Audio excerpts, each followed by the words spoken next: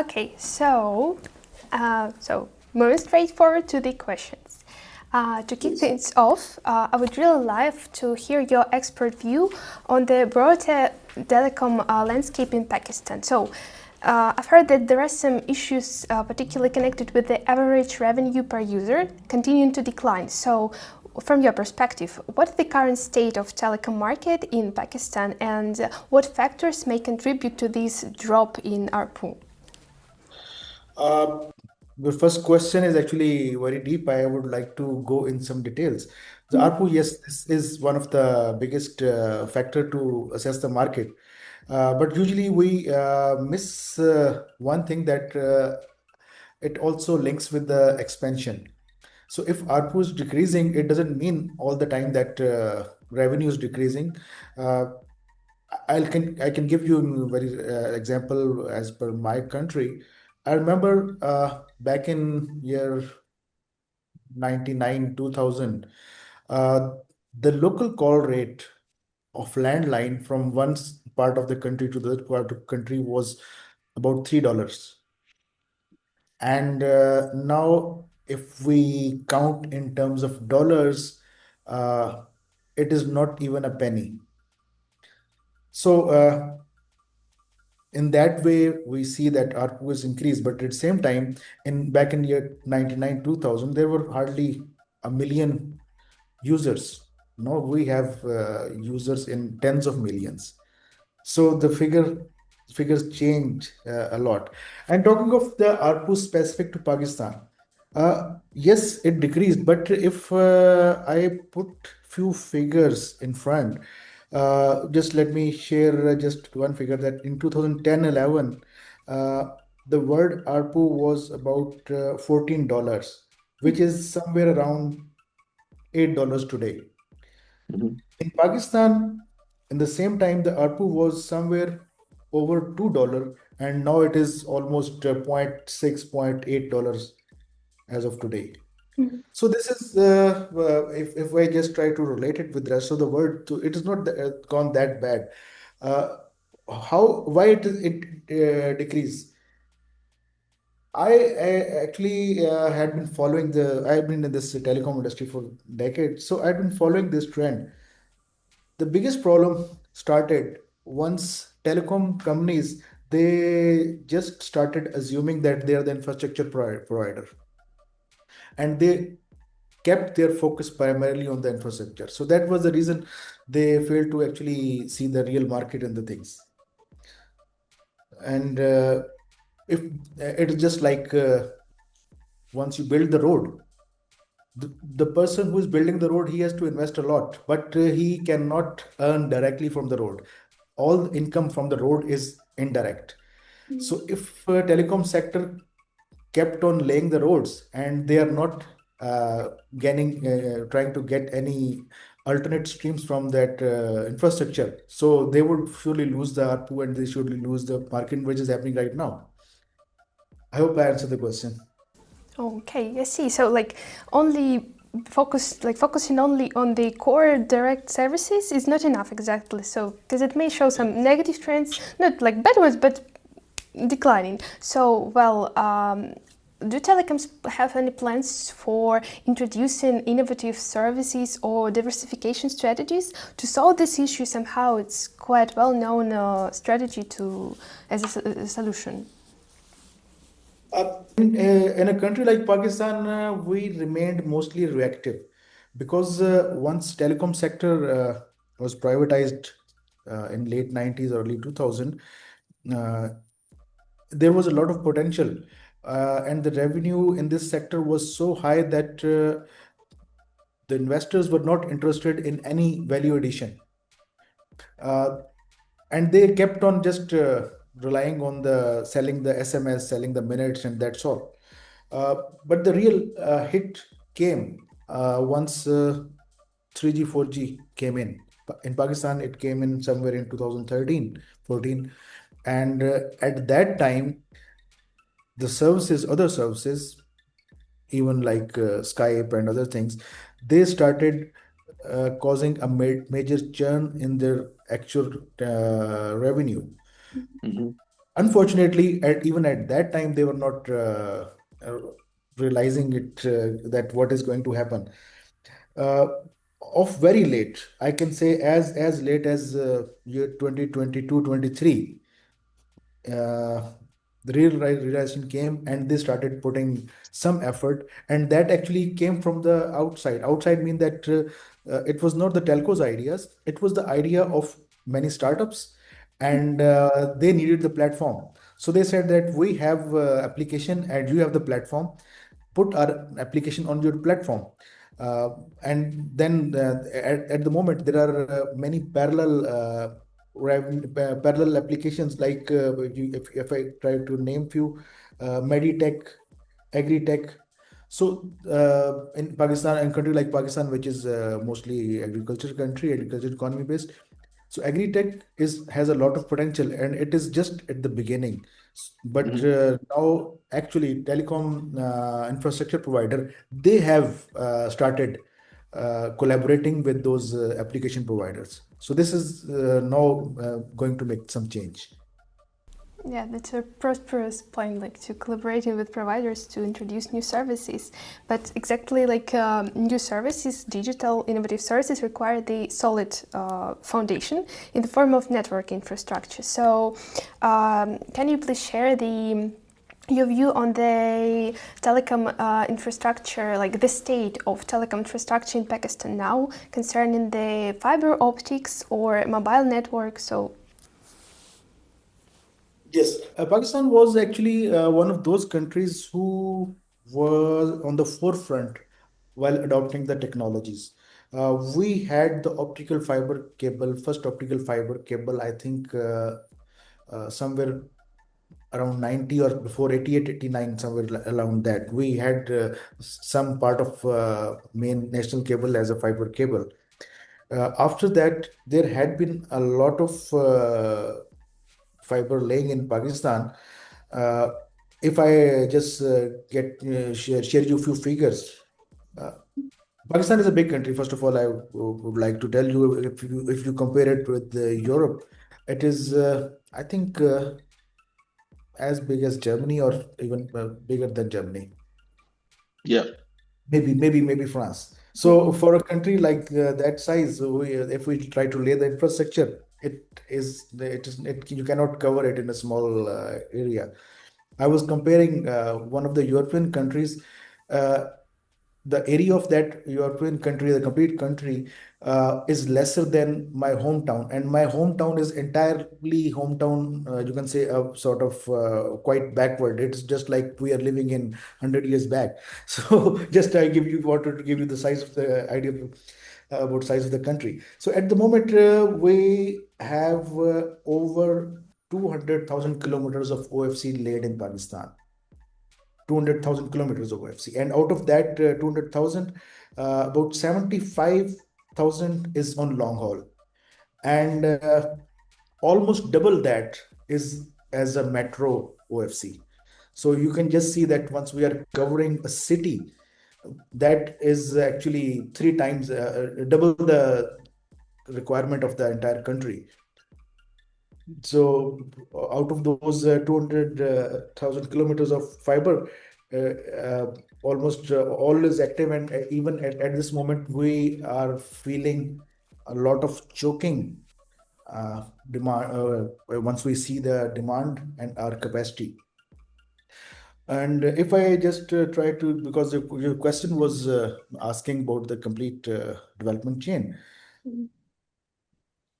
In Pakistan, at the moment, there are 190 million mobile phone users, and we have a mobile density of 78%, which is not bad, because every household in urban country, every person has a mobile phone. Every person mean, if I have to end the age starts from 10, 12 years. So kids starting from 10, 12 years, each of them has separate mobiles in most part of the country.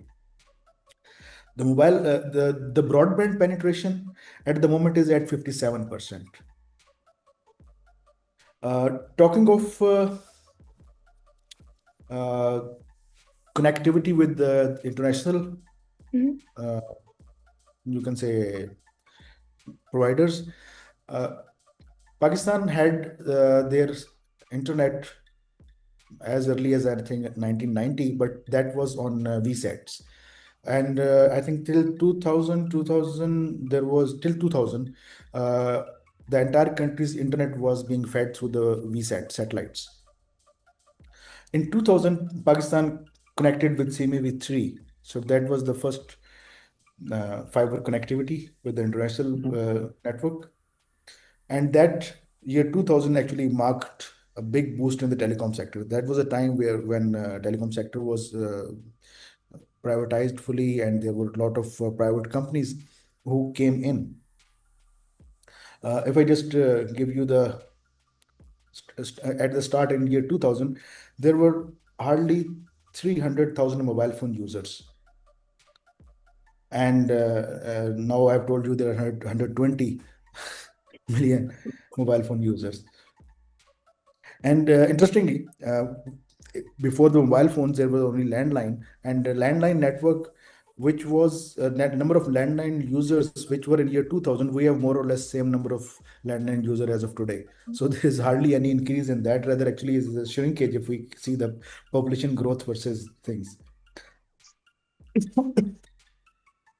So I, uh, I, uh, I think I've covered all the things part Mhm. of your question regarding the satellite connectivity, right, submarine cables connectivity, and broadband penetration and all that. So at the moment, I would just like to comment that for last few years, I don't know, it happened due to the COVID or some political situation in Pakistan, our speed of growth is declining. Uh, like I was saying that we were the first country to adopt many things. Uh, One technology, if you could recall, there was a technology named WiMAX, a wireless technology, wireless broadband technology. Pakistan was the first country to adopt that as uh, actually there were two or three service provider in parallel, and they launched their service on WiMAX even before that ITU standards were approved. So they were very quick in adopting new things, and we had a very that was year 2000. If I could relate 2010 somewhere, 2000, sorry, not 2007, in 2007. So technology just came and Pakistan adopted, and there were two, three operators who started providing broadband over WiMAX technology. So Pakistan was very good in adopting new technologies, but lost for last 5, 6 years, 7 years, we are going very slow. Rather, we are stagnant. As if I see the broadband, the broadband speed available to my house as of today, it is more or less same which was about 3 years back. So Mhm. no growth in that. Oh, and what can be like other challenges that like can cause this slow in the process, the progress? That was your actually first question. The ARPU is so less that Mhm. nobody's ready to invest. And then Mhm. once uh, telecom sector was privatized and regulated in the authorities, at that time margins were very high, and telecom and the companies who were investing in telecom business, they used to earn a very huge profits. At that time, government of Pakistan imposed very heavy taxations on these mobile, and at that time for them it was peanuts. But once ARPU started shrinking, instead of government rationalizing the taxes, government even kept on increasing the taxes. So as of today, every telecom operator, irrespective of the size, is struggling. Mhm. They are not earning much. You must have heard there was one provider, Telenor, which is actually a Scandinavian group. Mhm. So they have pulled back from Pakistan because they say that it is a market where we cannot survive. Mhm. So I see. major reason is that taxation have been increasing and ARPU is decreasing. So now we are just barely surviving. Oh gosh, I see. Thank you so much. So I guess before we move on to the kind of a solution that may appear in this market, can you please share some news or what in what progress the satellite communication solutions are in Pakistan? Like concerning that it's a big country with diverse geography, that may be a solution for reaching the rural area without using the terrestrial infrastructure. I would I would like to actually indicate two of Pakistan's regions which are very critical from the point of view of, not critical, I would say challenging from the point of view of provision of telecom infrastructure. One is the northern side, which is mostly Himalaya. Those places are hard to reach, and population is there, and population is very scarce. So for any telecom operator, this is not a good business proposition for them, because investment is much higher than the rest of the country. But area is very tough, weather-wise tough, and it is hard to reach, and population is not very much. Second part of Pakistan, which is facing challenges, the connectivity, is the province of Balochistan. Province of Balochistan is area-wise is almost one third of Pakistan. Rather, yes, more than one third of Pakistan is the Balochistan. And the population wise, it is not even 10% of the country. It is 7 or 8% of the country is Balochistan, population wise, but area wise, it is almost 35 or 38%. Mm-hmm. So, huge area, very less population, very much underserved. There are certain areas where there is no road, no electricity, no nothing, and they are living like 1,000 years back. Uh, those areas really need the satellite. And in Pakistan, there had been some satellite providers to the consumers, uh, like Korean Sat, KT named as KT Sat Group, and then there was uh, iDirect. There was also another service provider who was providing these satellite terminals, but those were so expensive that nobody could afford it in these areas. At the moment, the biggest, you can say, uh, uh, our hope is on Starlink. Government is already engaged. They have been given a provisional license, and at the moment, they are planning their infrastructure and other things also. And as per the commitments given by government to them, they might be able to start the services by end this year. So Starlink would really change the game for many areas in Pakistan. And maybe Chinese also came by that time, but so far there's only Starlink. Mm-hmm. I see. So, okay. Starlink is a game changer, but I would before we also move on to the services, like for those who may not know, what is the world called telecom role in the telecom market in Pakistan? Just to a kind of introduction in the middle of the discussion. It's a very old company. It's very old company. Actually, WorldCall started their business as long distance interconnect.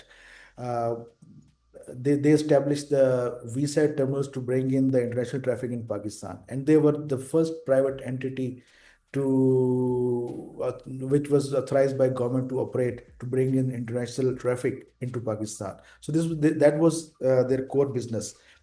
Once they got into this business, so they expanded their tentacles and they started providing uh, other services.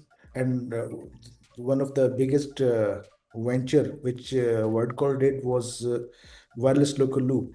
And wireless local loop was to cover the gap, uh, to cover the problem of local loop copper, because laying the local loop copper was getting very expensive, and that was actually uh, prohibiting many service providers which were purely relying on the copper. They had the capacity in their networks, but they were unable to extend it to the clients.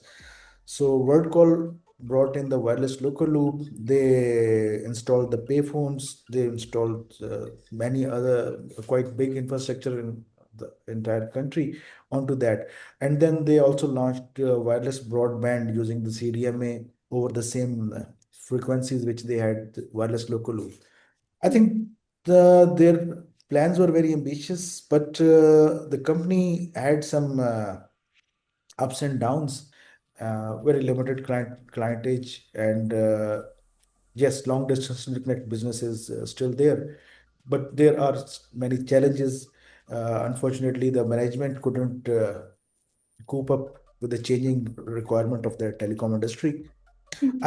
I'm not very old in this company. I joined recently, and I actually came with the hope that I should be able to change the things, and I'm still trying. That's great to hear, really. And about changing things, so like changing for the better, the transformation. What are what called plans for like introducing the telecom market with the new digital services? Like, for instance, video surveillance as a service. It's quite well known now among the telecom landscape. So, well, At the moment, like I said, that there is not much in laying the infrastructure, selling the minutes, selling the MBs. It the and whoever has laid the infrastructure and whoever owns the networks, they are barely surviving. So in that market, uh, putting more money into the same thing which is not giving any returns, it's not a wise thing. So at Worldco level, we're switching some of our major roles. We're getting into the software and IT. uh, WorldCall has recently acquired certain startups and the companies who were doing who had some good products in their hand, and we are actually incubating the products, their ideas, and making them products, and we are trying to actually market and sell those products. If I could name few things, few ventures where we have entered. First of all, AI, like everybody's there, we have also ventured into AI. The blockchain, we have started. We have our own blockchain. We have established, I think, couple of hundred nodes already, countrywide, and we have test run few of the things on that blockchain. Ultimate aims can be many, but blockchain infrastructure, we wanted to actually get acquaint ourselves, and then we had a test run, like we had discount vouchers or free vouchers for food, and we used blockchain actually to distribute and dispense those vouchers. So in that way we tested our network also. Third thing where we are venturing is banking software, the software. uh, so these are the few things where world call is now moving. So gradually we'll be moving away from the network and telecom sector, and we'll be moving mostly towards IT. I see. Thank you. Well, okay.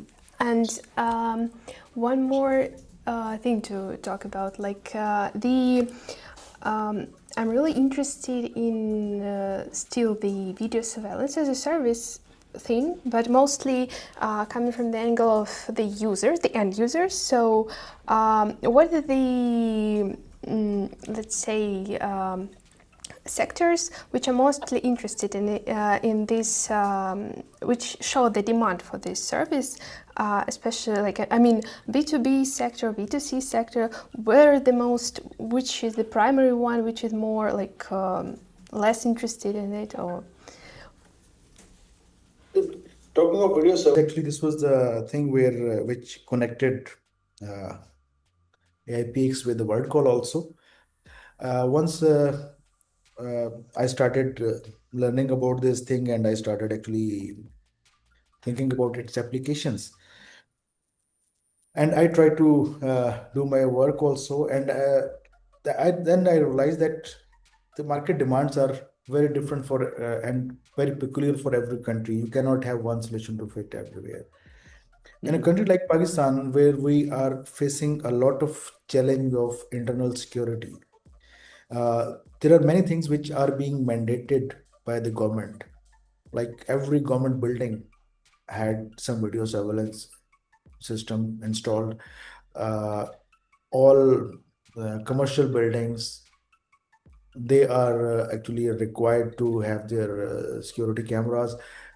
And once this market started growing, there was a lot of investment. And then at the national level, there are two big projects which involve the video surveillance. One is the border surveillance, and second is we call it safe city project or smart city projects, where we try to cover the entire city with the video cameras and with the smart application to the back end for recognition of the vehicles with their number plates and tracking some incident through different cameras. So all major cities, they are evolving into the safe city with these surveillance cameras. So there is a lot of potential in this field of video surveillance. But at the same time, I see a big challenge that everyone is trying to build their own network. Like once I talk of a bigger project like Safe City, so they have their own data center, they lay their own fiber, they install their own cameras. So end to end, they own everything.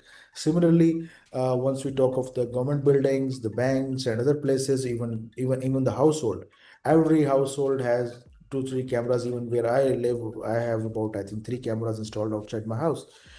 But everyone is recording all by themselves, starting from a little shop with just one camera. They have their own recording being done locally. The banks, they might have 10, 12 cameras, but they also do the recording locally. And the safe city, which they have, where they have hundreds of cameras and they have their own independent data center.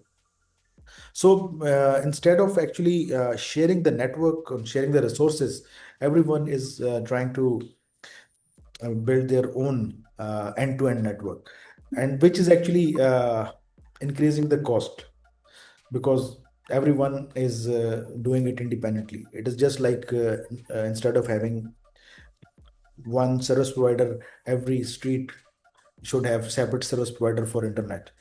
Mhm. So this is the biggest challenge where we are facing, and I see a lot of potential, unfortunately, which is not being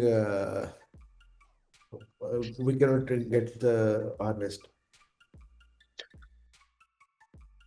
Uh, what I think about the potential for Pakistan's telecom operators and ISPs is that when we discuss the decrease in ARPU, right? So you mentioned that B2B SME companies have their own surveillance and storages and so on and so forth. So for instance, according to our experience working with different telecom companies, their typical service solution for B2B, right? They come to, for instance, to B2B clients and say, hey, you spend lots of money keeping storage, maintaining your cameras, devices, so on and so forth. Let's do the following. We tape everything on our own. We will maintain it, we will provide it, and you just need to use it, and that is all. And you will pay just monthly subscription or annual subscription. Plus, we can bundle it with the internet. And it sounds like a perfect solution for the telecom companies in Pakistan as a potential increasing ARPU. What do you think about that? I would just try to split the problems to define it correctly. For video Mm-hmm. surveillance, we have it's not just one thing. We need multiple things. Mm-hmm. Sensor or camera at the one end, that is one part. We need infrastructure to carry the bandwidth, and we need a data center for the storage. The problem, the challenge, I would not say problem, challenge with the video surveillance is that bandwidth is so high that we cannot use the radio frequencies. We cannot use the mobile phone bandwidth or some other bandwidth for the video surveillance. It has to move on the fibers. Uh, Even if we talk of 5G, in order to reach each and every node of 5G, there is a requirement of intensive, you can say, very high penetration of fiber into each and every street corner to put the 5G hotspot. So we would not be, in any case, we would need fiber infrastructure to carry the video. So this is the one of the primary thing. And then of course, storage uh, location for that. In Pakistan, uh, the fiber till the homes and into the streets is mostly owned by the ISPs. Rather, it is owned by only the ISPs. Uh, Data centers, ISPs are not much concerned about establishing data center. Data centers are mostly owned by the telecom operators. Now the issue is that in the calculation which we were trying to do to find some reasonable price tag, to put a reasonable price tag on the product, if someone has to pay for the storage or someone has to pay for the fiber, they would never be able to actually provide the service. The service would become much more expensive. So the only only those ISPs which build their own data centers, they are capable of providing this service as a value-added service on top of their internet service. And there's one more very interesting thing. Like mobile ARPU is staggering about say 70-80 cents a month. But if we compare it with the broadband ARPU, that is actually somewhere between $10 to $20, which is a reasonable amount. So 10 to 20, if a person is spending $10 to $20 for internet, they are already getting multiple things onto that. They are getting the smart TV onto that. They are getting even the video on demand, other services onto that.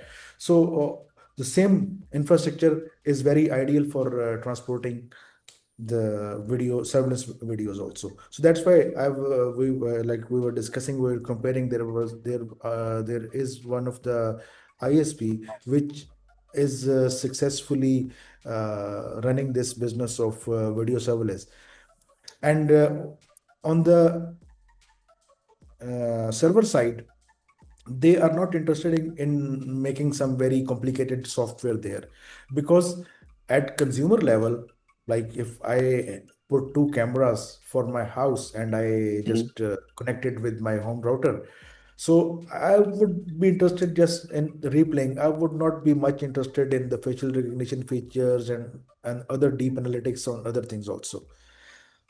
So in that way, they are not deploying any smart software on their server side. Their servers are just the blind storage. The smartness built into the cameras, like motion detection, that is the only thing which they use. That when there's some motion, they start recording and then they start saving to in order to save on the bandwidth and storage. No, just summarizing, which I just said that for any video surveillance project in Pakistan, we have to actually reach down to a service provider who owns a data center as well as the infrastructure. Only he can adopt a video surveillance on top of that. Otherwise, if either of the thing is missing, it would become unaffordable for him. But do you, Lado, have you say something? No? I told got it. So, well, but do you see any, let's say like more like brighter future plans for collaborating I don't know, collaboration between ISPs and telcos to produce such service? I mean, or like you've mentioned an example of an ISP who has successfully launched the video surveillance service, but do you see like more? Is there any potential? Like we know that there are a lot of Potential, but if I just share you the price tag, Larry knows the price that they are charging, say, less than $2 a month per camera. Yeah. So, how much revenue as a service provider someone would expect? So they are not actually using it as their some major revenue source. They are just using it as a value-added service. I actually targeted one specific telecom service provider. I'm still engaged with them. I actually had a demonstration also for your product to them also, and I'm quite hopeful that sooner or later they would come to this type of solution, because that service provider is a unique in many things. First of all, they're they are the telecom operator who have exclusivity in one of the zones of Pakistan. No other telecom operator has exclusivity anywhere.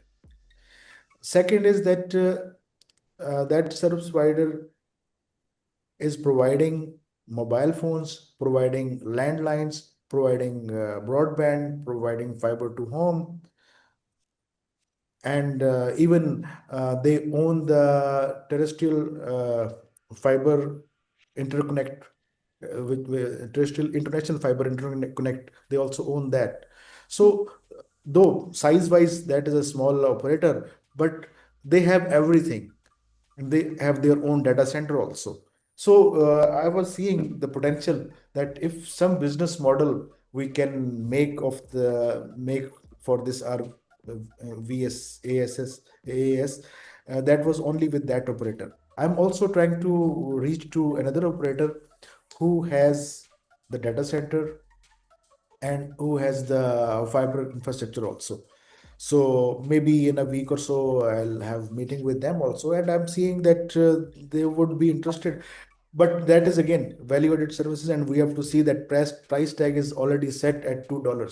So we have to see how much we can get, and if we want to increase the price tag beyond this, I had the idea, and I discussed it earlier also, that why not to bring in the smart systems like Google Nest or Ring. If we are able to sell this product, uh, I think we could make a good business model. Like Google Nest doorbell, the subscription cost is I think $8 or $10 a month, and that is on top of your internet usage. It is just a cost of service. So if we are able to actually launch a service similar to Google Nest or Ring, that would be actually be real value addition. Only then we'll be expecting to get some more revenue. Otherwise, just having a recording and surveillance, I don't see much of the business there. I see. Thank you. So, Lado, do you have any questions left? To be honest, no. I asked my question that was important for me. That's nice. So, I guess do you have Sorry, I want to mention that the solution that described uh, about the Google Nest sounds interesting, and it sounds like it can work. So I look forward to see what will be in future. Because if you see in the market, uh, I, I don't want to put any money in the hardware. Yep. We have to actually see there are so many ring-like things already available in the market with two-way communication and all that. lot of HIK products and a lot of other like this thing. So we have to actually adopt those things into our system, and if we could put some value addition like Google Nest. Anyway, if I ask few questions from your side, because I shared so many things about my country and my telecom sector. So I had a Wi-Fi with a 5G internet, for instance. And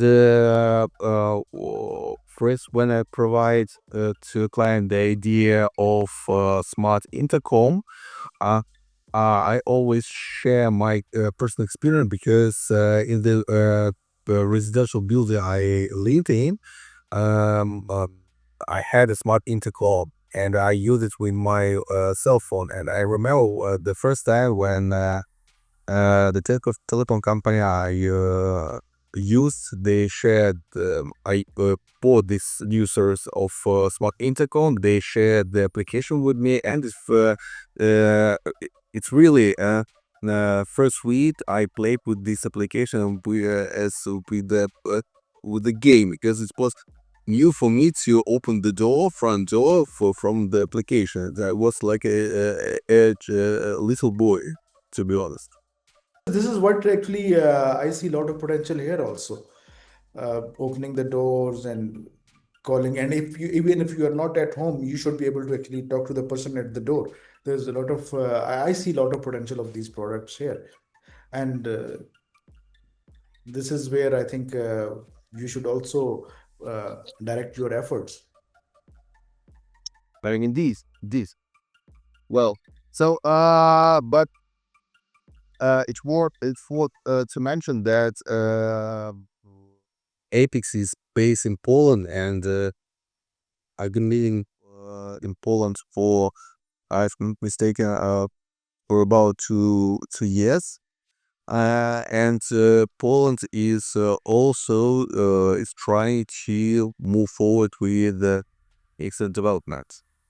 And also he, as we have experience working with Poland operators, uh, as Apex, we see that the class VSaaS is also the idea of VSaaS is also moving forward here with the internet. So well, so I hope I answered your question.